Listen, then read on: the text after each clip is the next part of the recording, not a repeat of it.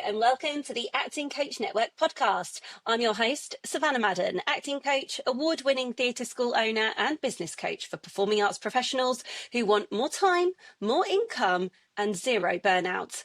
My guest today is someone who embodies the blend of grit, artistry and compassion that makes a truly great performing arts educator. Anna Reeve Cook trained at some of the most prestigious institutions in the UK, Mount View Academy and the MTA, before spending time in New York honing her craft with world-renowned Broadway vocal coaches. She went on to carve out a successful performing career, appearing in major films like The King's Speech and Robin Hood, performing at Wembley with Take That, and gracing the stage of the London Palladium for Graham Norton's charity gala. But it's the founder and principal of Attitude Performing Arts in Hertfordshire that Anna has found her true calling. Over the past decade, she has built a school that is as nurturing as it is ambitious. Her students from age 5 upwards consistently achieve a 100% pass rate in exams, with many going on to gain places at the country's top drama schools and land professional work as children and adults. Anna's own journey as a parent, particularly raising her son Oliver, who has additional needs, has shaped the way she teaches and leads. Her approach is deeply inclusive, centred on building confidence, resilience and happiness in every single student. She also happens to be a valued member of my own teaching team at Madden Theatre Arts, and I'm so thrilled that I get to see firsthand the impact she has on young performers every week. I cannot wait to explore how Anna has built such a values-driven school, what she's learnt from her own time as a performer, and why she believes performing arts training can change lives. Anna Reeve Cook, welcome to the Acting Coach Network podcast. Hi, so nice to be here. I'm such a big fan. I've listened to all the other episodes. Oh, that's so nice. Thank you. Ooh, a little bit starstruck. That is absolutely amazing. So we are really excited to chat to each other today. But before we get started, we just want to say, for anyone listening, neither Anna or I are qualified Senkos or specialists in this area. Touched on the fact in the intro that Anna's son has additional needs. So everything we are sharing today is purely from our own experience as coaches and theatre school owners, and we're speaking about what's worked for us in our settings. And of course, every child and every situation is different. And if you're ever unsure about a child's needs or how best to support them, we'd always recommend seeking professional advice from a qualified specialist. But let's get on with the show. So Anna, I've already shared a little bit about your background, but how do you describe what you do day to day for someone who's just met you? I'm sure that loads of people are familiar when you run your own business, there's so many different hats that you put on. Basically, I mean, my business, Attitude Performing Arts, we do one-to-one lessons across North London and Hertfordshire. I teach my own classes as well as managing a small teaching team. I do the admin for everything, you know what that's like, sort of managing exams and shows and all of that stuff. I am also still a working performer and I'm a single mum. So you wear all the hats, basically? Yes, yeah, basically. Like many people who are performing arts business owners, we're just wearing all of the hats. Okay, now take us back to 2015 when you set up Attitude Performing Arts. What was the spark that made you want to start your own school? What was the reason? At the time, I was living in London and working, what we call muggle jobs in between my acting contracts. And one of the jobs that I was working was for a theatre school, which was run by, I'm not going to mention names. It was run by somebody who was a great businesswoman, fabulous, but no teaching qualifications and was very, very in it for the money. And was very successful, had a lot of kids through the door, but there was no compassion, no kind of individuality. It was all very much en masse. One of the summer schools that she ran was run almost like a school. So she had two reception classes, two year one, two, and it was 200 plus kids for 2 weeks. And it was just, I felt like it was kind of herding cattle. And I just thought, why am I doing this? I've got more qualifications here, and I'm working for somebody who their ethics don't match with mine. And I just feel like I could do something with what I've got. Not better, because like I said, she was a fabulous businesswoman, but I could definitely do something. There was a market for what I had to offer. That's really interesting that you say that she was a really good business person, but had no kind of performing arts experience, because I think what we see quite a lot in our industry is that performing arts business owners or theatre school owners, we have loads of experience in the performing arts, but not very much business experience. So it's interesting to see that that was a role reversal. However, I think loads of theatre school owners start their own businesses because they feel that one of the main companies they're working for maybe aren't quite aligned with their values. So it's really interesting to hear that you had that experience as well. So Yeah. what did those early days look like when you first set up your school? Did you have quite a clear vision of what you wanted, or were you just maybe figuring it out as you went along? Yeah, no, it was very much a case of all the gear and no idea.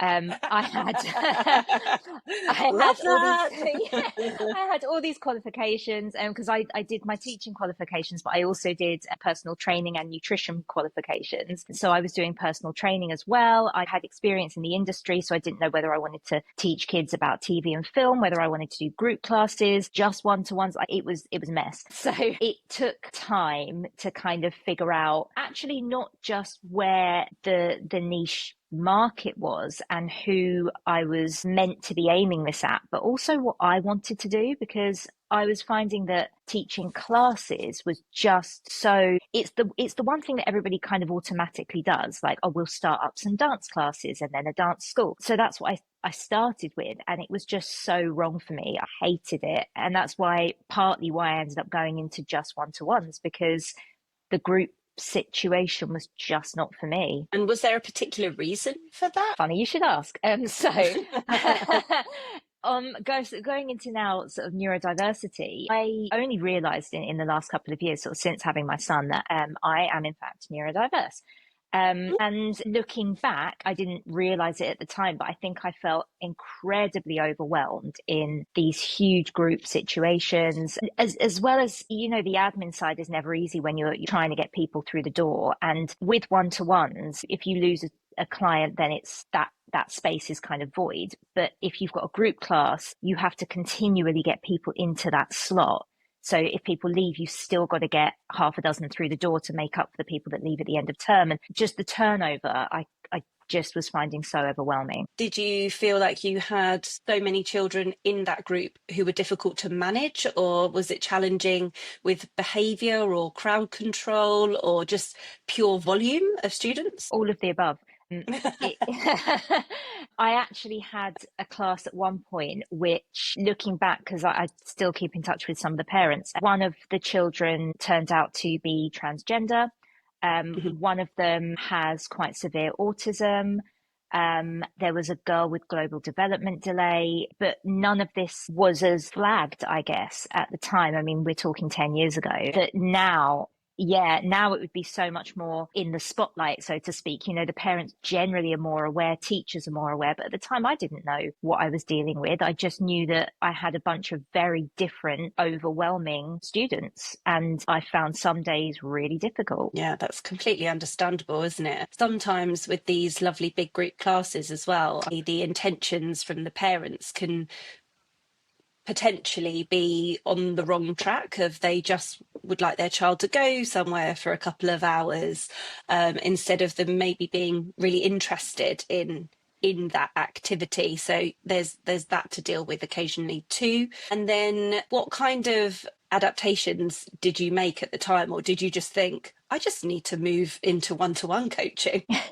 I mean, I really did try for the level of knowledge that I had, and the fact that I didn't know that I was dealing with neurodiversity. If I'd known more what I was dealing with, I could have researched it more, but I didn't, and I don't think even the parents did. So I did what I could. One little boy just hated the singing part of the lesson, and he would just hide under the table. And my initial kind of way of dealing with that would always be no, you join in the whole class or you don't get your sticker at the end. And I realized after a while that wasn't working. And so I just used to let him sit under the table, and eventually he Mhm. would come out. And, looking back now, I realized that it was the noise that was bothering him from all the different voices Of singing at course. once. But he couldn't explain that to me. I didn't know. The parents didn't know. So it was difficult. There weren't many adaptations that I made, which is probably part of the problem. But as you said earlier, we're talking like 10 years ago.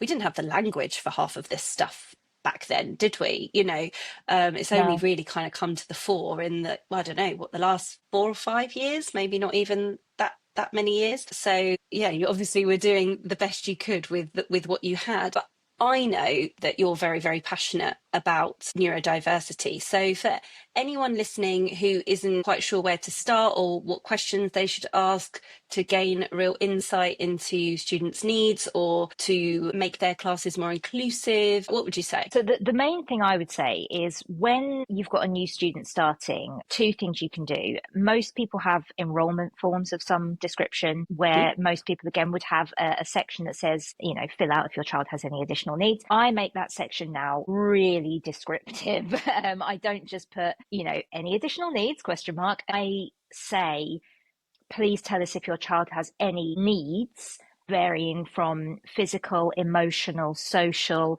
and I use examples such as anxiety, sensory issues, do they take medication? And I'm really descriptive because I think often parents see that box and they think either, no, that doesn't apply to my child, when actually it does because they have a different perspective on what that means, or a lot of parents will think it doesn't apply in that situation. They don't need to tell you. So it's helpful to have examples of things that I know parents don't always tell you. So that would be my first thing, make that section really explicit.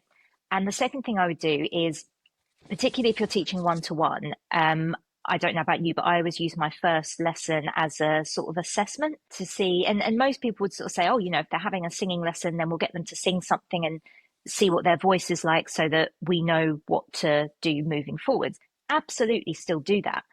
But I find it really helpful to do a slightly more personal assessment. So find out a bit more about that child. What is their favorite subject at school and why? What's their favorite part of the day? Get them to, I always say to them, if your best friend had to describe you, what would they say? And you can get so much from that conversation, because if you've got a child that says, I really love maths because there's, I always know the answer and there's always a way to figure it out. And my friends would say that I'm very clever and that I'm really good at paying attention and I'm really helpful, then I know what the best environment that child is going to be able to work in, and that they're probably going to be all right with some of the theory. They're not going to need as much help. Whereas if I've got a child who's going, my friends say I'm away with the fairies and I really like playtime because I get to pretend to be, someone from the Descendants film or whatever it is, okay, that kid's going to need some help with some focus or whatever it might be. So I think pay attention to the things that aren't work related so that how they are going to thrive best in a working environment. Amazing, because not only are you doing your subliminal assessment to work out what kind of child you've got sat in front of you, but it's also hugely helping you to gain that child's trust, build the rapport, because in this instance, we're talking about one-to-one coaching, and that is the most important part. And we all know that you can't gel and build a rapport with absolutely every single child that you meet. It's just not possible. However, we always do our best. So you're kind of doing two things at once there, gaining that nice groundwork of an assessment of what kind of child you're working with and starting to put in the foundations of building that rapport. And for any other teachers and coaches that might be looking for any other sort of signs to be aware of, what might be any sort of things that you would look out for to be like, oh yes, I might need to do X, Y, and Z to tailor my lessons to this student? Yeah, so like I said, every student is completely different, and a lot of students are going to be fine working with your comfortable way of working. But what I would say is, if you've got a child who's got profound special needs, you're going to know because the parents are going to know. They're probably already going to have help in place. It's the children and adults who, like me, for so many years were just completely unaware that they fell into the bracket of neurodiversity and maybe either don't realize that they struggle with things or know that they're different but don't know why. The traits that you will often see in what we would call a high masking neurodiverse person are going to be things like anxiety. So if you've got a child that's very anxious, that's a warning sign to look out for. I would also say focus levels are another one. So if you've got a child who, particularly girls, funny enough, who are kind of described as being clever and capable, but a bit away with the fairies, you know, you're going to need to make some adaptations there. That can be a sign of ADHD in girls. Particularly as well, literal thinking. I found that can be an interesting one when you're doing things like knowledge sections for acting, for example. You know, can you describe the location of this scene? A lot of children who fall into the neurodiverse bracket are going to struggle to come up with ideas for that, or if they do, they're going to be describing something they already know. So they might be describing a setting that they've already visited rather than making it up in their own head. Or you might need to rephrase your questions. And stimming is another one. A lot of people, children, adults, do it without even realizing they're doing it. And because we see stimming as spinning or hand flapping or rocking backwards and forwards, anything other than that, I think people don't recognize that it actually is stimming. Like if you've got a child who sits and plays with their hair or twiddles a necklace or a hairband or bites their nails or taps their fingers or jiggles their leg, all of that is a form of stimming. And if they're doing it consistently, that is a sign again to look out for, to sort of go, is this child 100% comfortable here? What can I do to make them feel more grounded? That is excellent advice. There's so many nuggets of gold in there. I love the second one that you said about literal thinking, because we have a student that is just like that at MTA, don't we? That we've been supporting through that exact example. So I'm so pleased that you use that as an example right here. If you are with a child or adult who you don't have any information that they have any additional needs or that they're neurodiverse, but you might spot a few of these signs, would you feel comfortable talking to that person's parent or carer or guardian about that? Or is that something that you have not decided to pursue? Or have you ever had to have a difficult conversation like that? Or not a difficult conversation, a lovely, supportive and interesting conversation? Yeah, so this is something I feel quite passionate about because I worked for somebody once who was very adamant this was not our place. And I wholeheartedly disagree with that. I think if a child is in your care, you have a duty of care to that child to make sure that their needs are met.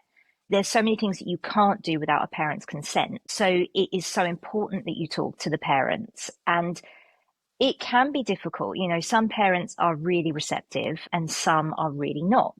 So I would, in those situations, I would gather what evidence I could over a term, say, write down the examples and then just gently approach the parent. I had one recently actually where she collected their child and I said, can I just give you a phone call later? And when I phoned her and I said, oh, I've just noticed over the last few weeks, you know, this person is doing X, Y, Z. I just wondered if you'd considered ADHD. And in that instance, the mum said, oh, I'm so glad that you've said that because I've been thinking that for quite some time, but I didn't know where to start. So you often get those kind of responses, which is lovely because then I can be like, that's fine. I can guide you where to go next. Sometimes you get parents who have no idea, but are very receptive, but just shocked. In which case that's a gentler conversation, but maybe over a longer period of time, keep revisiting. And then you get parents who are completely shut off to it. And these are obviously the ones that cause the most problem because a friend of mine said recently her little girl, she's sure is on the spectrum of autism and ADHD. And I said, she's starting school. You really need to look into getting some help for her. And she said, oh, I would, but my husband really doesn't want me to. He doesn't like the label. And I think that's, in my opinion, one of the most damaging things because that child already knows they're different. They already know. And having the validation of somebody going, yeah, that's probably because X, Y, Z. And it just means you need ABC. is so much easier for them growing up to understand themselves and know what their needs are and how to meet them, as opposed to just being forced to struggle and not know why. And, if you don't, because people say, I don't want the label. Well, if you don't label, someone else is going to label, and it's going to be something like lazy or weird. And what is better, in my opinion, have the label, let them know their brain is wired differently and why and how to meet the needs, and then they are well equipped to kind of deal with life, I guess. So, I mean, to sum up, it is so important to have those conversations with caregivers. And if they're not well received, then something you can do is just make sure that you meet as many needs as you can for that child. And if you are placed to do so, particularly if you're teaching in a school setting, speak to the school, go to them with your evidence. Absolutely. Again, so many great pieces of advice there. And I love that you covered all three different potential outcomes of that scenario. But what's really interesting is that I was speaking to a friend and colleague of mine very recently who is autistic and has ADHD, and was in a very similar situation where she's speaking with a parent at the moment who doesn't want to label their child, but the child is telling my friend and colleague that they know they're different. So they, as an example of exactly what you have just said. And obviously some children might be able to move forward in their life knowing that they're different and be okay with that. And that's great. That's absolutely fine. But I know that there are also lots of other children that would like some answers and would like to know what it is that makes them feel and do things in their way. I think that you may have said somewhere along the line, Anna, that you want to break the stereotype of what a child with SEND should look like. So can you tell us a little bit more about that? Yeah, definitely. So I mentioned about the stimming earlier, that people have in their mind what autism and ADHD in particular look like. And I use those two as examples because they're the ones that I know best. But with any special needs, people have something in their head. And if you see a child who is doing those things like rocking or flapping or spinning, or, doesn't speak, maybe they're nonverbal, even if you don't know anything about autism, you're probably going to know the word, and you're going to see that and go, oh, that child is autistic, or they're probably autistic. And that's the version that you see. And because that version is so easy to spot. So, stereotypes are stereotypes for a reason. They're always based on something, and they are based on that extreme, I think. But it's a spectrum, and it can range from, very obvious high care needs to, somebody like me who has, got to mid 30s, pushing 40, and only just realized. And it it's only when you Which start seems to to. be very prevalent at the moment, that women over 30, 40, 50 are being diagnosed, or whatever terminology you want to use, with being on the spectrum or with some sort of neurodiversity. It seems to be what everyone is talking about at the moment, isn't it? And this is the thing, is that it's interesting that because I was going to say this, that you mentioned girls and women, and it wasn't long ago that this was only considered to affect boys and men.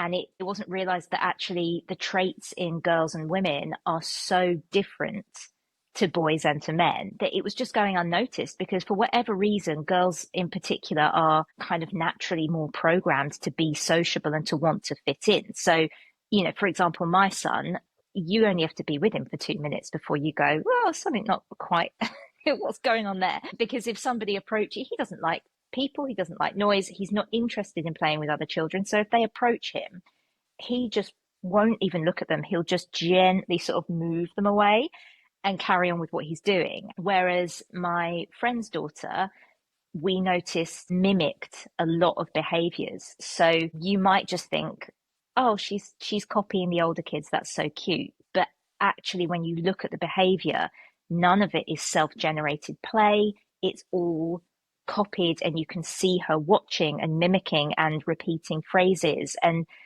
it's those kind of things that go under the radar. And it's the stereotype is always going to be there. But I think it's just knowing a bit more about what the traits are and what to look out for, particularly in girls, that is going to help people. Because, I mean, I'm sure you've heard people say, oh, there's so much autism around these days. It never used to be like that. And it's like, oh no, it was there. You just didn't know what you were looking for. And, no, because again, people go, I think we're all a little bit autistic. No, we're not.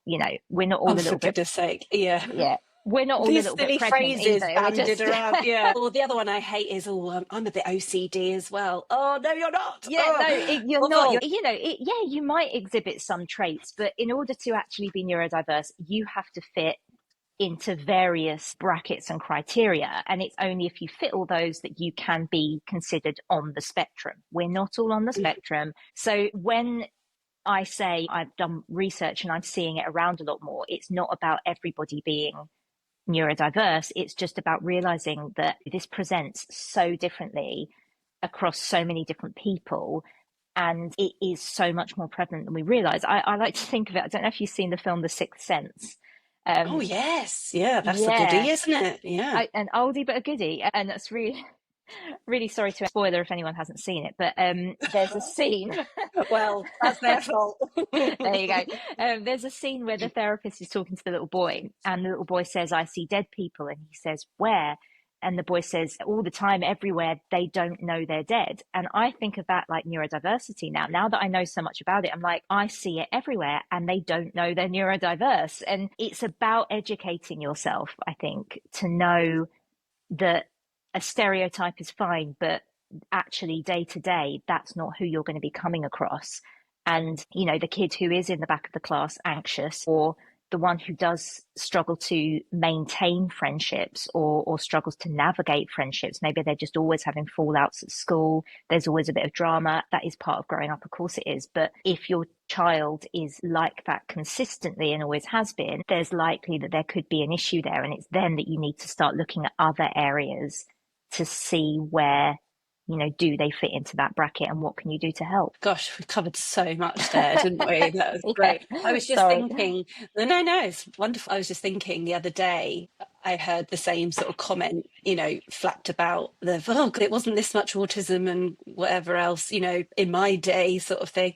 And then there was an example of, the grandfather who has his strict routine, who eats the same food every single day for breakfast, lunch and dinner, and has to have all his things a certain way and this, that and the other. There was loads of other really good examples that it was like, so there are so many people of the older generation, just as you were saying, that did behave exactly like somebody who is neurodiverse, but we just didn't know it at the time because the research wasn't there. And my example wasn't incredible there, but I think everybody will get the gist of what I mean. When I found out about me, because we know from research that it's heavily genetic, people say, oh, my son's autistic, but my daughter's not. And I'll just think, okay, just put a peg in that one. Keep an eye. Oh, I've had, but I don't know where they get it from. I said to my mum, I think I'm autistic. I think I might be ADHD as well. And initially she said, oh, really? And then bringing up examples from my childhood, she went, oh, yeah, no, I hadn't thought about that. And then I mentioned my dad and I said, how have you gone 40 years, married to this man and not realizing that he's raging ADHD, his entire family? And she went, yeah, no, I don't know. I can't unsee it now. But, again, we were born in the 80s. I'm sorry. So, we just didn't have the vocabulary for half of this stuff. We would be labelled in a different way, whether that be, as you said earlier, lazy or a bit weird or whatever terminology anybody wants to use. So we're gonna steer back to our classes and how we provide a safe and inclusive environment for our students. So your theatre school focuses on various exams, but one particular exam board that you do use is LAMDA exams. So, for example, how could one-to-one LAMDA classes specifically help, in your opinion, to build confidence in students, whether they're neurodiverse or not? And have you seen any standout transformations that have stayed with you? Yeah, I mean, I'm sure you'll agree that LAMDA is fantastic for so many reasons, particularly if you have got a child that's neurodiverse. You've got a learning environment where they can learn in whatever way suits them. You know, if they want to sit under the table upside down in a pink tutu, like crack on, that's fine. And if, you know, if they're doing public speaking and they want to talk about their special interest, which is dinosaurs, great. I think it really helps build confidence because it's 30 minutes out of their day where they don't have the restrictions that school puts on them. They are doing something that is freeing and they are able to kind of focus on topics that they are interested in.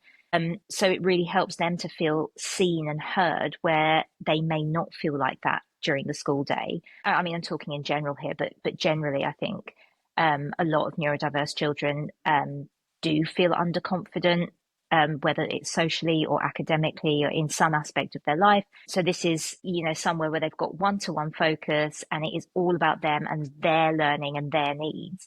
And then if they go on to take an exam, it's like having that external validation of actually your work and what you did and what you chose to talk about was brilliant. Thank you so much for sharing that. Here's your certificate. You did a fab job.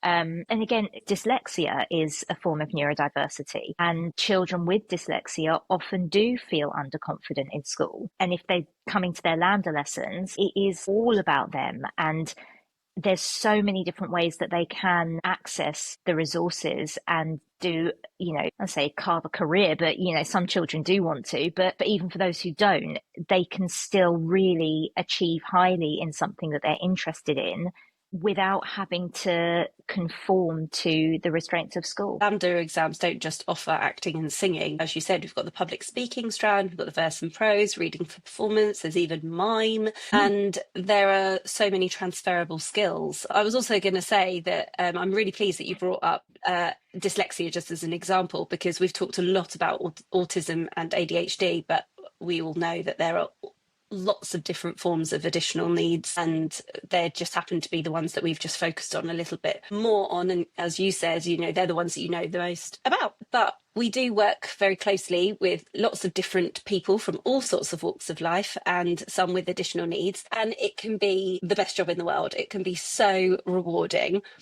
But like many roles, it can also be emotionally and physically draining. So have you experienced burnout, and how do you look after your own well-being? Yeah. Oh gosh, isn't this an interesting one? I've listened to some of your other guests talk about it as well. I think it's so difficult when you are running a business, and yeah, I mentioned earlier, you wear all the different hats and it's so hard to switch off. That burnout, especially if you're neurodiverse, and for some reason, neurodiversities all tend to flock towards performing arts. I don't know what that is about, but there we go. Literally, I think you're the third guest out of 4 that I've spoken to, and all 3 females are neurodivergent. So I think burnout, is different for us as well. So the things that I find good to put in place is, I mean, it's easy to say, but work structure, try and get the work-life balance as much as you can. I mean, again, it's difficult for us because we've turned a passion into a job, which a lot of people don't. A lot of people don't like their jobs, and they go in 9 to 5 and they come home and they switch off, and that is then their family time or their personal time. We don't, because we love it, as well as feeling that sense of responsibility. So really try and be strict with yourself with the work-life balance. Have set times that you do your admin or that you do your teaching or your planning, and try your hardest. It's not always manageable, but try your hardest to stick to that as much as you can. I've heard you mention delegate, and I really, really think highly of that suggestion. Again, money is often an issue if you're a new startup or whatever it is, but as soon as you've got that bit of extra, get someone to do your social media, or get someone to just handle the emails or whatever it might be, just to take that pressure off. But also, I mean, I do something which I know you mentioned in like a really early episode called I Choose Me. And I started doing that for myself because I thought if I give it a name and I post about it, then I'm more likely to do it. So either, I mean, I try and make it sort of once a month, but you know, if it's twice a month or once every 6 weeks or whatever, I set aside time to do something that I really want to do, something on either on my bucket list, or even if it's just a day at home with a duvet doing nothing but binge watching Netflix series. If it's something that I think I need or I want to do, I make sure that I do it, because so often I think a lot of us are guilty of this. I got to a point a couple of years ago where I was just really resentful because I was saying, oh, you know, I really want to do this and I haven't been on holiday in years and I've just got no time or money. And so I just was not doing things and getting resentful about it. And then I thought, no, I do have time and money, but it's about prioritizing. And as soon as I made that a priority, it happened. Making yourself a priority. Love that. 100%. Absolutely brilliant. Yes, I did. It was a very early episode, and so it was Anna that I was talking about. So if anyone knows which episode I'm talking about, that's what it was. But yeah, it was all about how to avoid burnout and tools and tips and how to try and avoid it, because everybody I speak to who works in our industry gets burnt out at some point. I think just the life and the world that we live in at the moment, regardless of what your job is, you're prone to burning out because we live in such a fast-paced world, and we're finding out more and more that more of us are neurodiverse. So we've got all of those extra layers to deal with. There's just so much going on. But I think because we are performing arts business owners and we're working with a lot of young people, we feel like we're role models to them. We have like high standards of ourselves, and we can just put ourselves under a bit too much pressure sometimes just to be on. And as you say, like, it's really difficult to switch off. So because we love it. Guilty. Those are really good tips on how to handle when you feel like it might be coming, or things to put in place before you even get to that point. If you look back now at everything you've built over the last 10 years, the students you've taught, the exams you've put them through, the inclusivity you've created, what are you most proud of? I mean, the main thing, I guess, is making a living out of something I love, because it's so easy to fall into something that you don't enjoy as much, either for the money or whatever it might be. I mean, when I was working solely as a performer pretty much 10 plus years ago, I was working at theatres in between, and I was offered a managerial job, and I very, very nearly took it. And I could so easily have gone down that route because it was there. But I think, you know, doing this and having a job that I want to get up and do every day, that I'm enthusiastic about building, is something that I'm proud of. And, you know, in addition to that, I love the fact, you know, I don't always think it's necessary at all to have worked professionally in order to build a great school. I think, you know, people go down different paths, but for me, I'm incredibly proud of some of the performing work that I've done, and being able to share those stories and use them as examples, I find can be really boosting to a lot of students. So it's fun to have that as part of my lessons, and I'm proud of the fact that I can kind of share that and that it inspires, you know, my students. Yeah, I was just about to say that, you know, it's so important for students to be able to see that it's achievable, because in our generation of being trained, it was quite negative of like, it's such a hard industry, you're going to have to be in the top 1%, and it's so hard out there, always focusing on the negative. Whereas I think we're trying to approach our training, and of course, we're not talking about training people at degree level per se. At the moment, we're talking about, you know, one-to-one LAMDA lessons, and we're trying to instill confidence and resilience and positivity and inspiration and imagination and all those things, to be like, why not you? Someone's got to get that job. Someone's got to get into that drama school, or whatever it is that they might be trying to achieve. And just knowing that it is achievable because they're sat right in front of the person that has done it, I think is really powerful. But I like that you caveated it with, you know, not all performing arts business owners and coaches have to have worked professionally, because not all professional actors are very good teachers.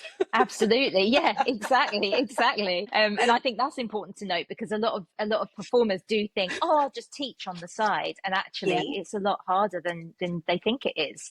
Exactly. And a lot of young people will be drawn to these, for want of a better word, superstars or people with incredible CVs and credits. But actually, the training they might receive might not always be up to the standard that the parents would expect, or even the students. So yeah, it's a tough line to tread there, isn't it? So I'm going to ask you my final question that I ask everybody, and that is, if you could give one piece of advice to a fellow creative who's feeling a bit stuck or unsure right now, what would it be? I'm really sorry. In true Anna fashion, I'm not going to give you one, I'm going to give you three. So edit these as you will. My first piece of advice is follow your highest excitement. If something is exciting to you, follow it as far and as in depth as you can until you can't anymore. And then follow your next highest excitement, because that is what is going to lead you down the path of happiness and success, really. My second piece of advice, which was given to me by an absolutely fabulous Broadway coach, and really changed my outlook, is people always say to you, just try your hardest, just try your best. And she said to me that is, in her opinion, the worst piece of advice, because she said, if you put that pressure on yourself to try your best, it means you've got to do it better than any other time you've ever tried. She said, instead, if you are interested and enthusiastic in what you're doing and you do the groundwork, you're consistent, just give an average reflection of your work, because your work will already be a good standard, and then it takes the pressure off perfection. And the third piece of advice I would say is, don't be afraid to try things that might fail. I myself went into opening up a college branch, and the initial idea that I had of doing group college classes with London College of Music just didn't work out. So I then went into individual diplomas, and that's been so much more successful because it's appealing to an audience that I kind of already had, of adults in particular who wanted to either retrain or needed to work it around childcare. And so I now have that clientele, as opposed to doing something that actually I really wanted at the time, but turned out to be just not correct for me. Brilliant. So we've covered so many areas there. And I think the one that stands out for me, or the two that stand out for me the most, are we are also living in a world where perfectionism is rife. We've got students striving for perfection left, right, and centre, and adults. So not putting that pressure on yourself to be perfect, because it doesn't exist. And don't be afraid to fail at something. Don't fear the failure. You got to put your best foot forward, try things out, and if they don't work, you just pivot and try something else, don't you? Which you have pivoted there. It's a great example. And now what you are doing is working for you. So it's absolutely brilliant to hear that. Oh gosh, Anna, this has been incredible. I think the listeners are going to go away with so many brilliant nuggets of advice. They might have learned a thing or two. They might have thought to themselves, oh yeah, I already knew that, but it's so reassuring to hear other people in my industry talking about that. But can you tell me, and everybody listening, where can we find out a bit more about you and your work, and if there's some way they would like to connect with you, where can we find you? We have a website, first of all, which is attitudeperformingartscollege.co.uk, and you can contact us via there, or we're on social media. So we've got Attitude Performing Arts on Instagram and TikTok, and we also have Attitude Performing Arts College on Instagram and TikTok as well. We'll link all of that up in the show notes so that people can come and find you and follow you and connect with you if they so wish. Thank you so much, Anna. Thank you so much for having me. Thank you so much for listening to this episode of the Acting Coach Network podcast. If you loved what you heard, make sure you're following. And if you've got a moment, I'd love for you to leave a quick review or share this episode with someone else in the industry who might just need it. You can find me on Instagram at the Acting Coach Network. And if you're looking for support to grow your coaching business or creative career without burning out, check out the latest resources over on my Instagram page. And you can also find my latest free resource in the show notes. I'll be back soon with more conversations, expert insights, and tools to help you build the business you love. Until next time, keep going, stay kind to yourself, and I'll see you soon.